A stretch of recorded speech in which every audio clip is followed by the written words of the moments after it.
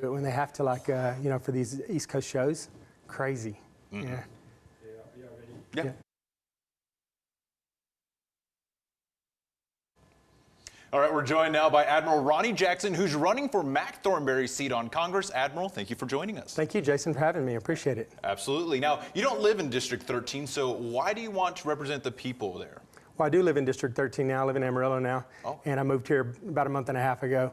But I think the reason I want to represent the folks here is because I grew up in this region of Texas. I grew up in Levelland, and I've always kind of had a desire to run for Congress, you know, and to serve in that capacity. But having been in the military for the last 24 years, you don't have a lot of opportunity to do that. You really can't, you know, be in politics and be in the military. So, you know, recently I retired from the military, actually just about 9 days ago.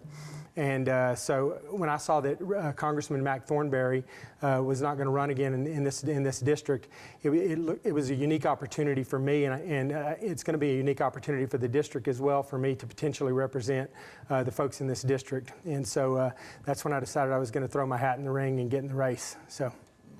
And then now, what are some of the issues that made you want to run for Congress? Well, you know, I've always kind of just, like I said, you know, I think if you're interested in politics, you just kind of have that, you know what I mean? And I've kind of always had a little bit of interest in doing that. You know, it's kind of been deep down inside. And then, you know, being in Washington, D.C. for the last 14 years, that was my Navy assignment at the White House for the last 14 years with the last 3 administrations, been exposed to politics from the inside.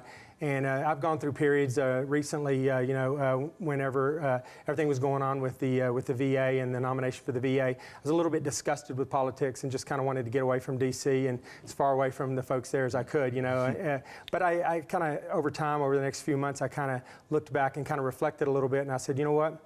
I can walk away from this and complain about, you know, and tell people how disgusted I am with the politics in D.C., or I can get in the fight and do something about it. And so that's kind of what's motivated me too. And like I said, I understand the folks here in this district. You know, I grew up with farmers and ranchers, and I worked in the oil field when I was growing up, so I understand this region, I understand the people here. I feel like I really identify with the folks in this district, and that I'll do a really good job representing them. And your alleged conduct while you worked at the White House is what kept you from being named the head of the VA. Will your behavior change if you are elected? Well, there was nothing to that. Those were all false accusations that were just put out to tear me down as the nominee. And like I've said before, you know, if you support this president and he supports you, and you're interested in helping with his agenda, which I was, and he'd asked me to be the VA secretary, you have a huge target on your head. And you can see what happened to me, what happened to Justice Kavanaugh, a whole host of folks that have been put up by President Trump. You just become a huge target. And, you know, D.C. will stop at nothing.